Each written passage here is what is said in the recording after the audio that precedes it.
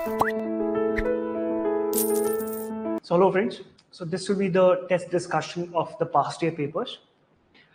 In the past years, if you look at the ancient and medieval section, then there are a lot of themes which are being repeated.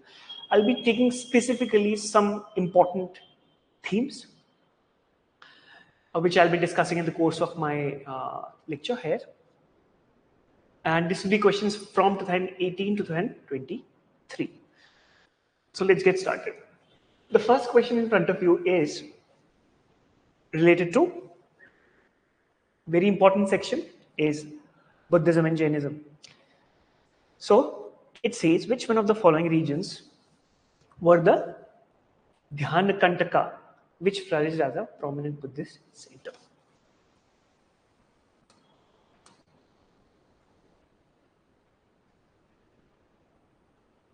And these are the centers they have given. Okay.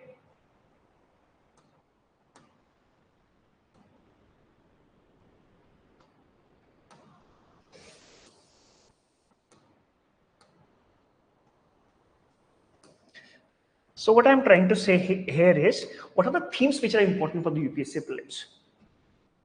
Themes are, broader theme is Buddhism. Another themes which I'll be discussing in the course of my lecture are, which also have been given here,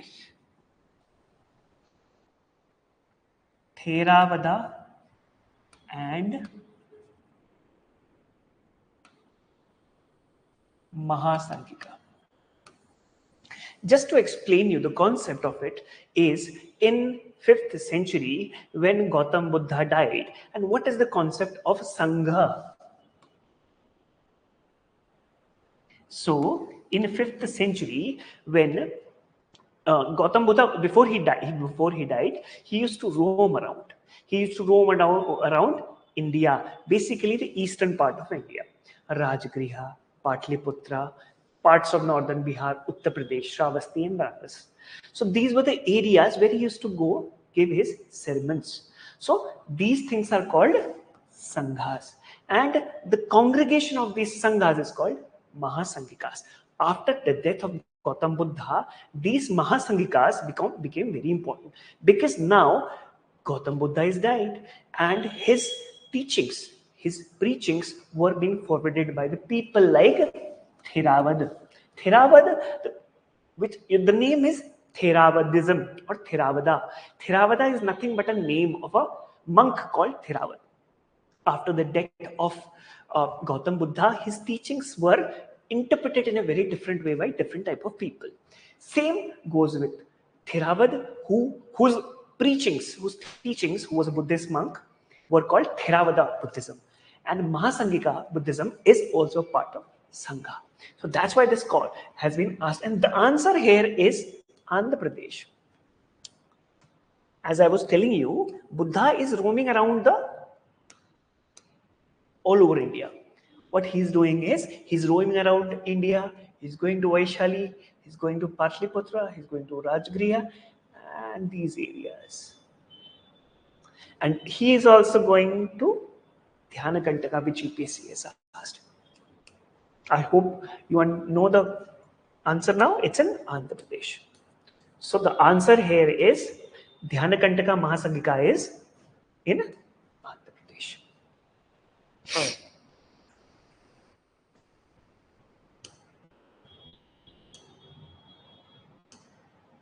I hope this is clear to you. Next question.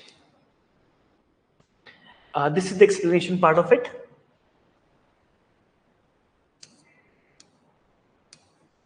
Very important question which UPSC keeps on asking is about stupa. I've been telling students, this was a question which was asked in 2023 prelims. The very basics, what is a stupa? The concept of stupa, is it Buddhism in origin, Buddhist in origin, is the first option which they were asking. Well, as far as stupa is concerned, stupa is nothing but the relics, the remains of the dead people. And as far as inception of stupa is concerned, it's very old. It's older Its origin is Rig Vedic or Atharv Vedic. So first statement is incorrect. Second and third statement are very correct. It's a votive and commemorative structure of Buddhist tradition. Only Buddhist tradition? No. Its origin is also related to Rig Veda and Atharva Veda. Just to add to what I said, the option here answer is B. So it's also given, as I told you, in Samhitas and Rig Veda, Atharva Veda, Tatraya Samhita, 8th, 6th century BC. And Buddhism emerged in 6th century BC. And Rig Veda was written in 15th century. So it's very old.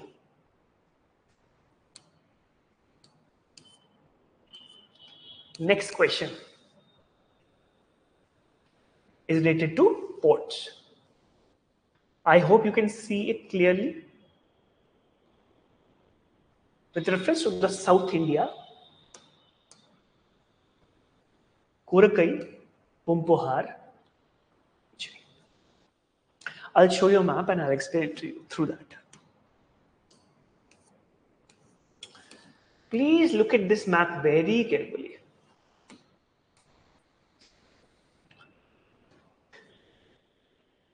Korakai,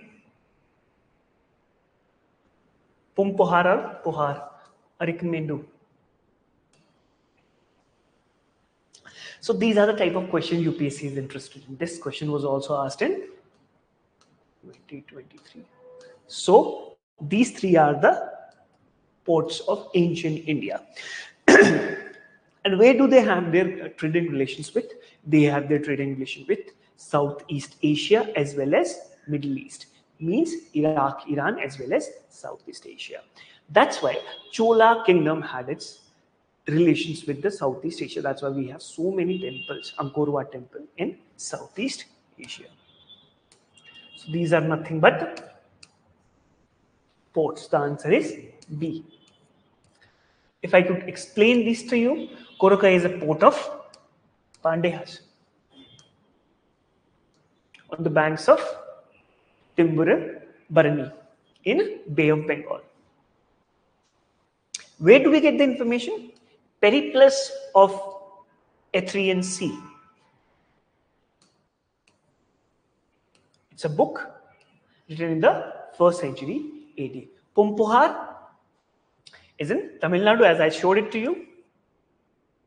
And the third one is Mujres or Muchri is in Kerala. Okay. Next question is Sangam poem. So Sangam has been asked very often. There was a question in UPSC means that Sangam gives an insights of the society culture of the Tamil or ancient Tamil. Okay.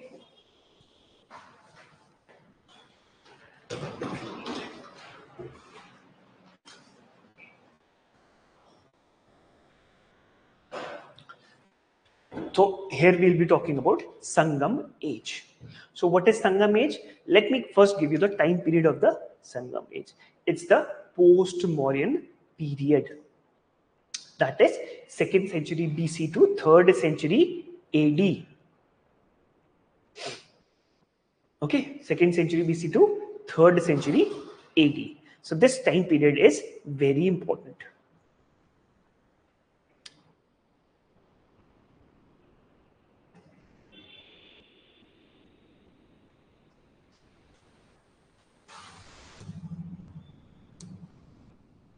So it's asking about the Vattakirutal. Though it's a fact, first let me tell you what is Sangam poems. Sangam is a congregation.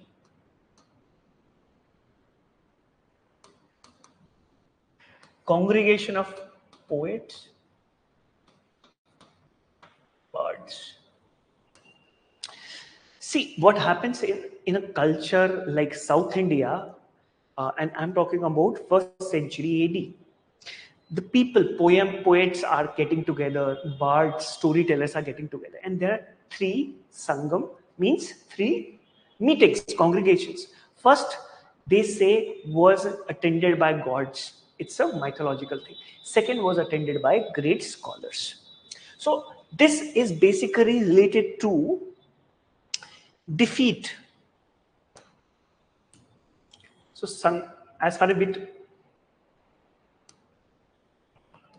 Vatakidutal is concerned, is related to defeat and ritualistic suicides. Okay, so there are certain texts which you should know as far as Tamil literature is concerned are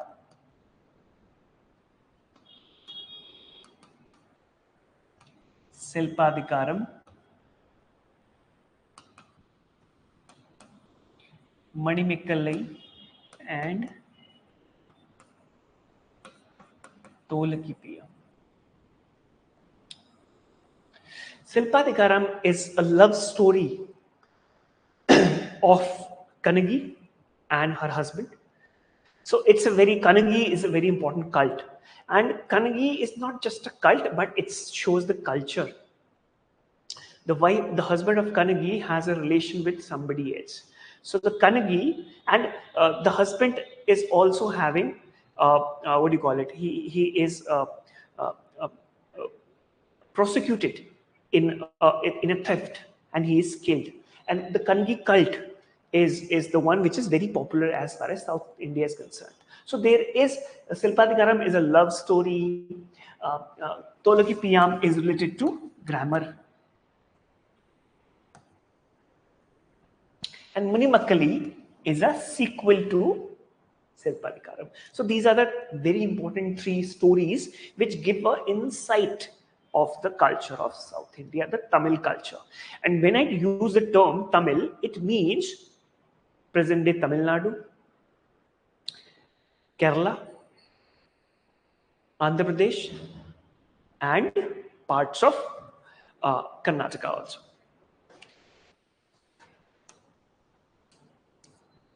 Next question. So, dynasty established in the early 8th century AD. That makes it 720s, 710s. Before going into this, I would like to show you a picture.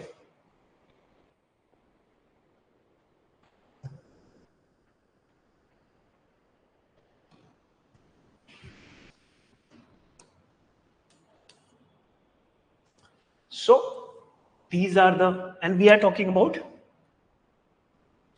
7th century, and these Parmaras, Chandelas, Yadavas, Kakatiyas, Hoysalas are very prominent as far as 12th century is concerned, not 7th century.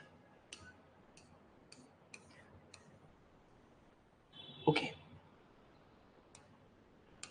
So Hoysalas emerged on the ruins of Cholas. After Cholas, Hoysalas emerged as a very important kingdom in 12th century. And after Hoysalas, we see Vijayanagara Empire, Sangama, Suluva, Tuluva Empire emerged. Gahadavas emerged in 10th century, Gahadavas or Rathors. Emerged in 10th century AD. Kakatiyas and Yadavas both emerged in 11th, 12th century. Kakatiyas or the Andhras, and Yadavas were the after Chalukyas.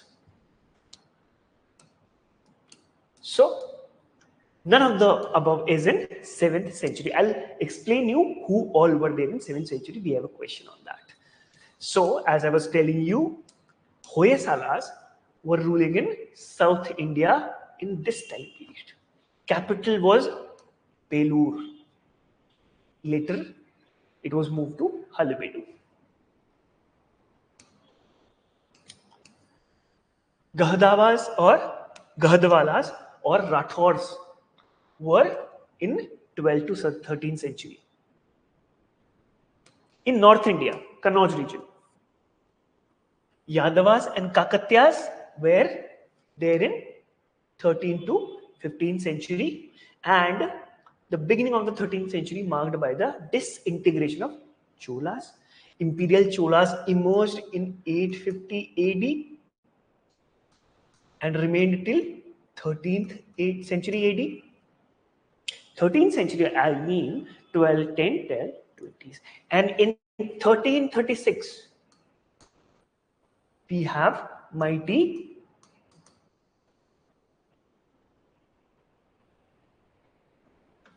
Vijayanagara Empire, which emerged after Hoysalas.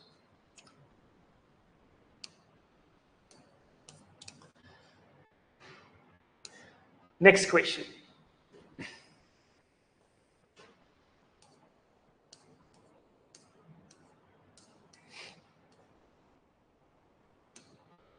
So it is related to a philosophy. So what is that philosophy? Souls are not only the property of animal and plant life, but also rocks, running water, and many other natural objects not looked as living by other religious sects. Before I get into the explanation part, let me first explain it to you that only Jainism was a religion, was a religious philosophy which was talking about life even in fields on the agriculture. They were not happy when you are doing agriculture. They were reluctant to do agriculture also. Why? Because they were saying when you do agricultural practices like plowing, it will also kill microorganisms or earthworms. So even every animal, even plants have life, is being said by none other than Jainism.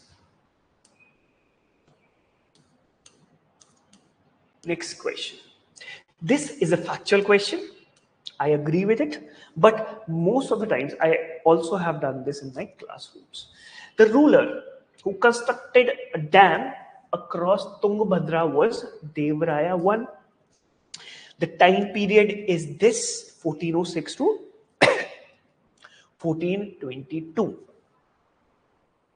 It was only this time onwards that we see superior cavalry was coming to India, because Vijayanagara and Bahmanis were contemporaries. On top of that, apart from Vijayanagara and Bahmanis, we had Delhi Sultanate. So these three were coming up. In 15th to 16th century, we see foreign travelers were also coming. Nunes. I hope you cannot see it, but Niccolo Conti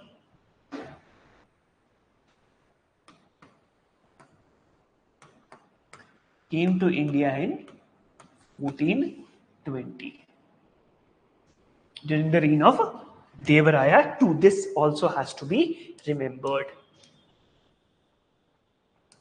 This question is also very important.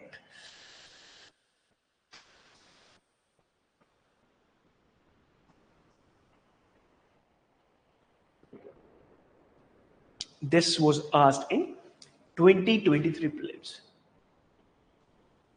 A factual question. Who surrendered Gujarat to Portuguese is not Bahadur Shah. Nothing much to discuss. He signed a treaty of Bassein with Portuguese, giving due to Portuguese. And this is very important. Next question. This was asked in 2021. So there was a lot of confusion when this question came, that whether these are Jain monks, whether these are philosophers. But the answer is playwrights. I'll explain it to you. As far as Bhavabhuti is concerned, now UPSC is focusing too much on Hindu history. Like they are asking about the contemporaries of Kalidasa. They are asking about Vishak Dutt. They are also asking about philosophies, Hindu philosophy, Sankhya philosophy, Visheshika philosophy, Shushruta Samhita. Shushruta Samhita talks about surgery. This was a question asked in past year UPSC. They've also asked about Mahayana and I'll explain that to you also. So Bhavabhuti is a poet of King Yashovarman of Kannauj in 730 AD. Harshvardhana rose in prominence after Guptas, and Hastimalla is a poet and writer of 13th century Hoysala Empire. We had a question of Hoysalas, so it can be linked. Meanwhile, Shemeshwara was a Sanskrit poet of 11th century Kashmir, and he wrote a uh, uh, uh, piece called Dasavatar Charita. This is very important and has to be remembered.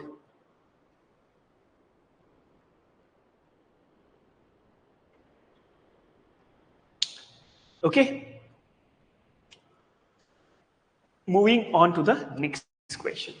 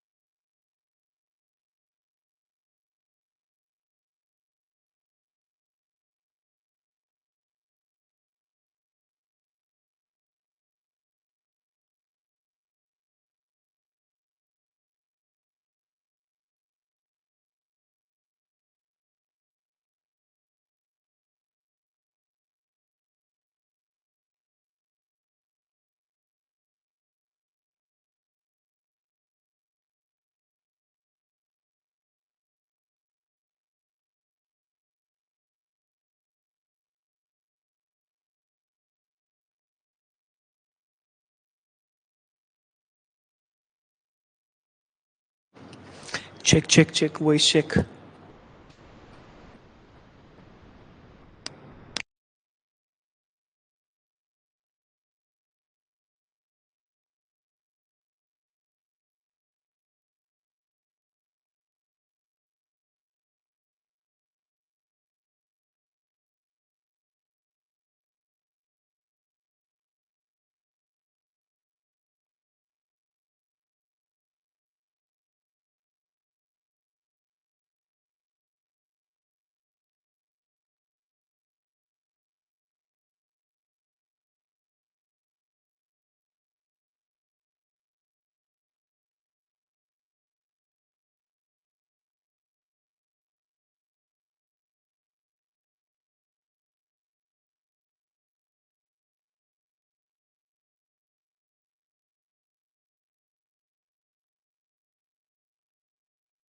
Check. आगे check.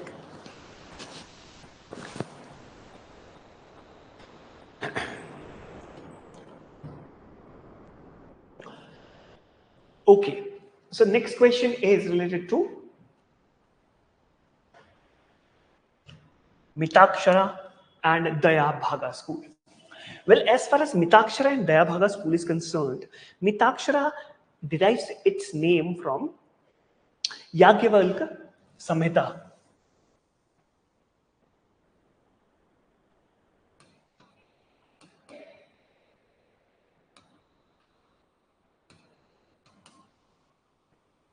So, in Hindu laws, right to property becomes very important.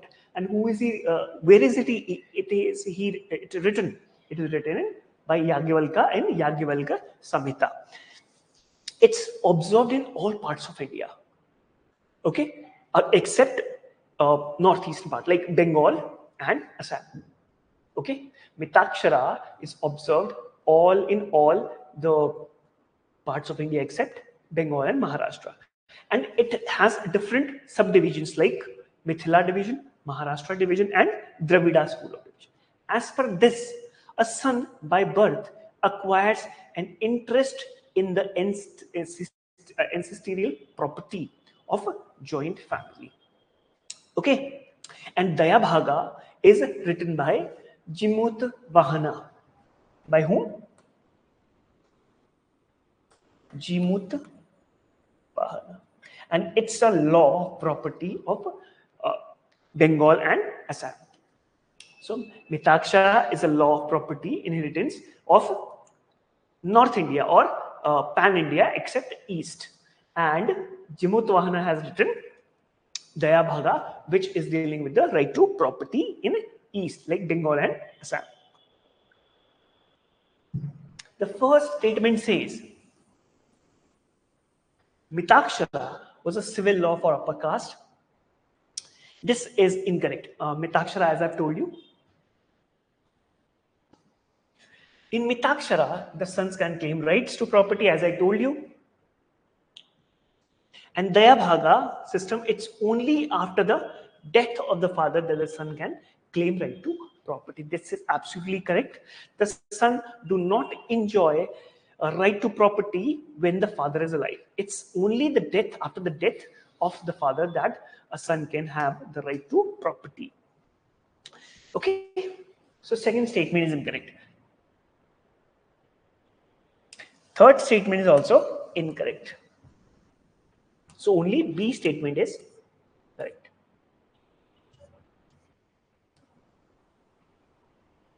So as I was telling you, Mitakshara system, son have the right to claim property during the lifetime of his father. Whereas in Dayabhaga system, this system only arises after the demise of the father.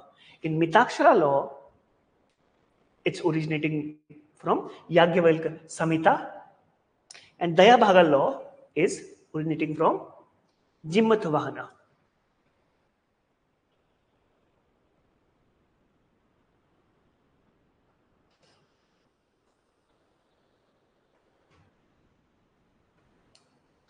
Next question.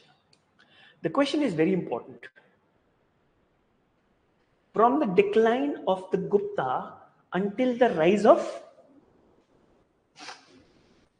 Harshvardhana. In 7th century AD, which were the powers which were there in North India? So the options are these.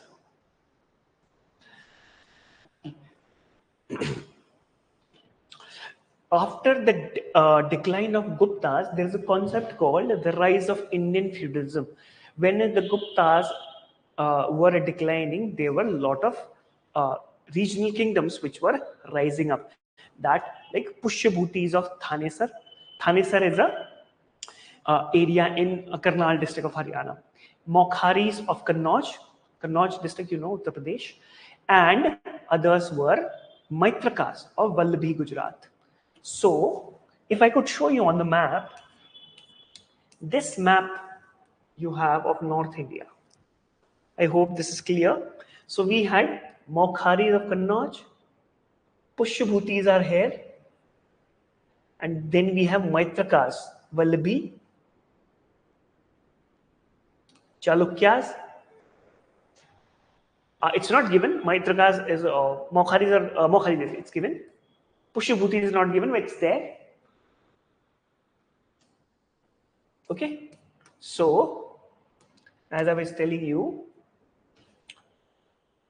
Pushyabhutis of Thanesar, Mokharis of Kannauj, Yadavas, I have told you, Yadavas were in 12th century. Maitrakas were in the same time period. Why UPSC asked this question? Because they are also interested who came after Guptas. Guptas becomes very important. You must know about Guptas, the golden period of the Hindu history. But you must also know about who came after Guptas and what were the regional kingdoms.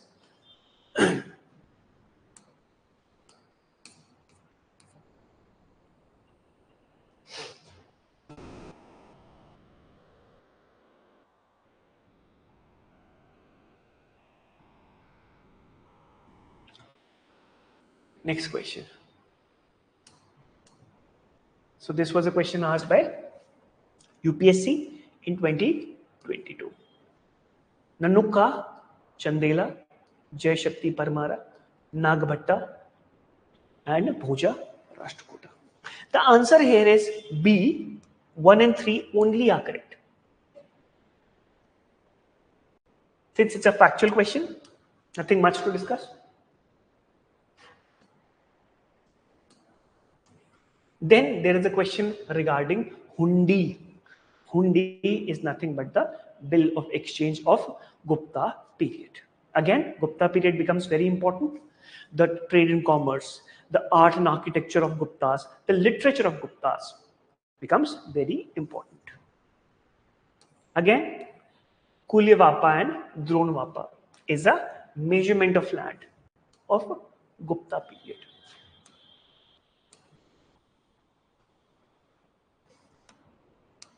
Vapa means a kind of a thread through which you measure the lands, which has to be taxed.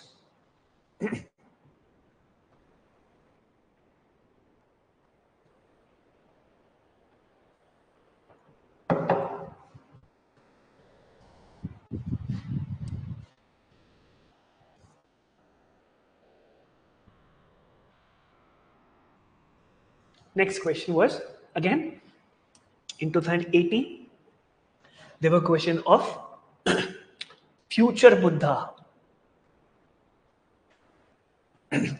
So what happened was, Buddhism emerged in 6th century BC, emerged as a philosophy which was questioning the authority of Vedas using Pali language.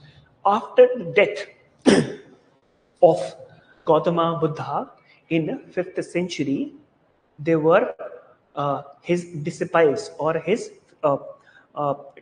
students who were taking care of Buddhism. Then we see Theravada, Mahasanghikas came up with in First Buddhist Council.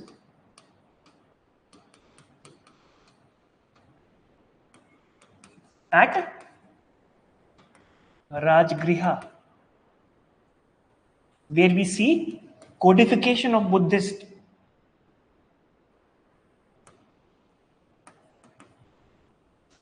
like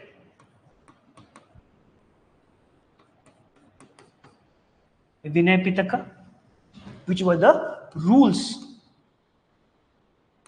because the rules has to be there. If the principal philosopher has died, Buddha had died. Okay.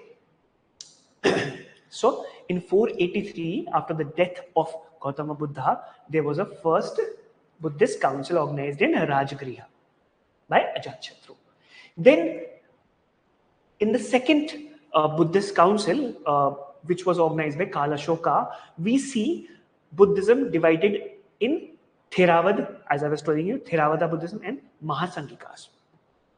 Then in the third and the fourth, we see Buddhism being divided among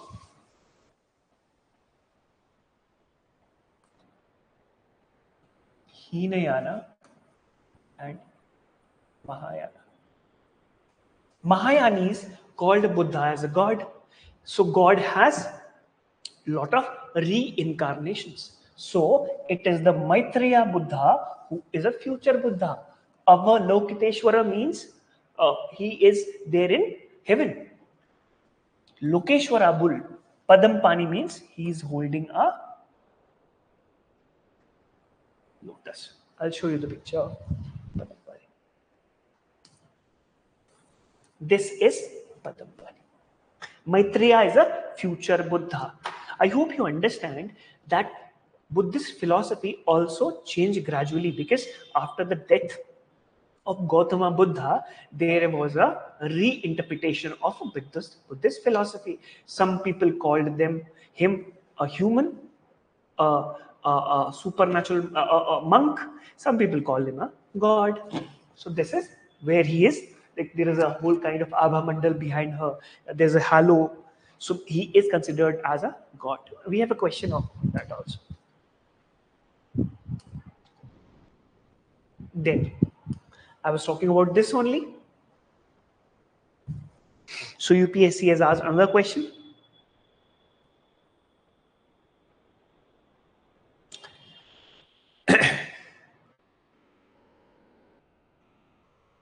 Features of Mahayana Buddhism, which came into being in 1st century AD. So in the 4th Buddhist,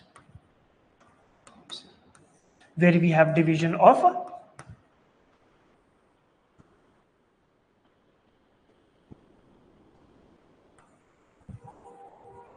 Buddhism onto Hinayana and Mahayana. So Mahayana, you see, every 100 years there used to be a Buddhist council. Obvious question is why? Because there was a need to mix, to understand, to converse, to talk about the philosophy of Buddha. And different areas in India interpreted Buddhist philosophies in a very different way. So it had to be codified.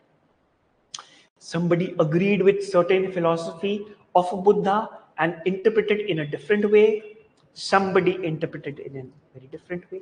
Hinayani Buddhists called Buddha as a human, but Mahayani Buddhists call him as a deity.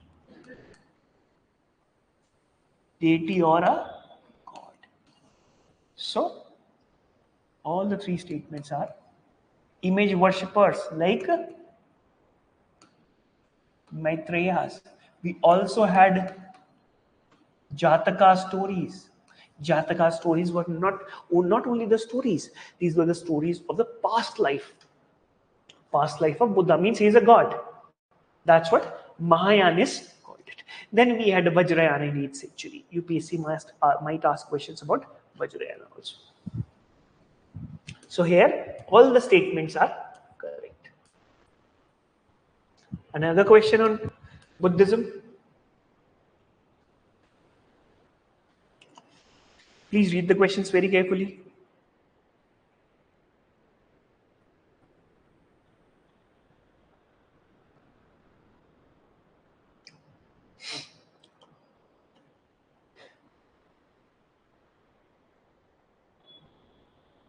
So the first statement says,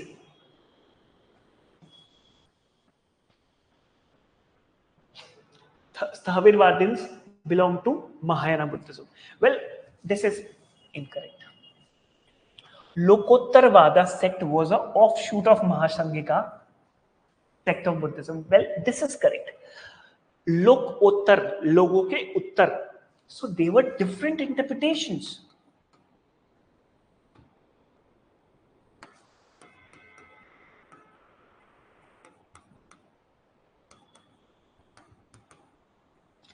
Of different sects within Buddhism. So Lokottarvad is the one which is offshoot of Mahasangikas, which came into being in the second Buddhist council.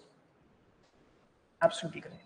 The deification of Buddha by Mahasangikas fostered the Mahayana Buddhism. Well, this can be said.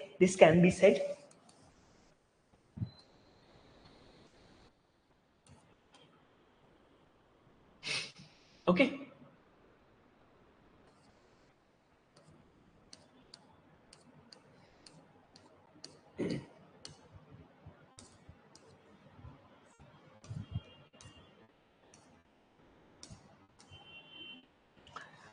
Okay. So if I explain this concept to you in a nutshell, then I can say that Buddhism reinvented itself, it re-emerged so as Hinduism re-emerged. Now, when in the 1st century AD,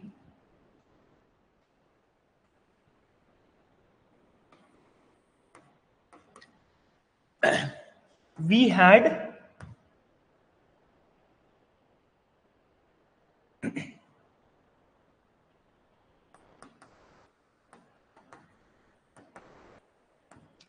deification of Buddha, who was who was considered to be a human, now is considered to be a god.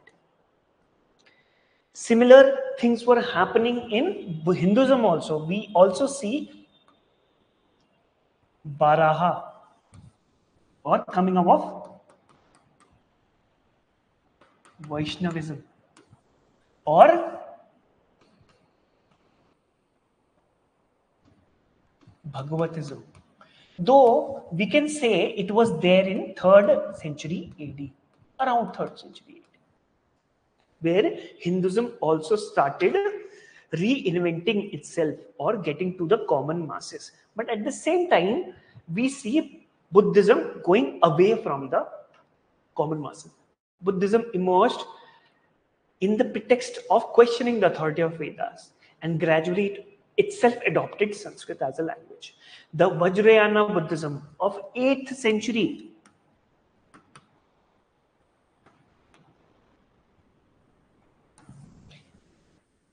they adopted Sanskrit literature. Okay, so this is it from my side. Thank you so much.